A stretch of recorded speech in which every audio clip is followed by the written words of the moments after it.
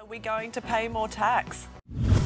It certainly looks that way at the moment, which is pretty terrible news considering that individuals already make up the lion's share of government revenue. In fact, twice as much tax comes from personal incomes as from company taxes. It's just science, eh? Mind-blowing, isn't it? Now, why we're talking about all this is that the intergenerational report is coming out on Thursday.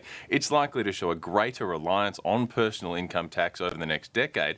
And part of the reason, as you said there, is that other things are going to fall away. Things like petrol and tobacco, they're going to drop back and they're heavily taxed. So that's going to put more pressure on the tax system. And there's a lot of talk that there needs to be a bit of a reshuffle here so that we don't end up paying more than is fair, I guess you could say. Chris, you know me well. Nothing makes me yawn more than an intergenerational report.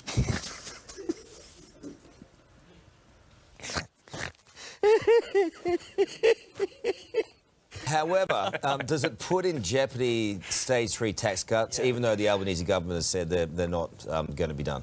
They are saying that. They're getting asked a lot, though, for that exact reason. Look, last week the question to Anthony Albanese was, quote, will you wiggle out of the tax cuts? And he said their position has not changed. A Labor government will always look for ways in which we can provide assistance to those in need. We'll do so, of course, though, in a context. The context here is we don't want to add to any inflationary pressure. The policy would mean that the tax are being cut for people who earn over $46,000. And as we just said, now that's going to cause a problem because they're going to rely more and more on those personal income taxes. Now, these stage 3 tax cuts, they've always been kind of controversial. Now, during the budget, we were talking about them being potentially too inflationary.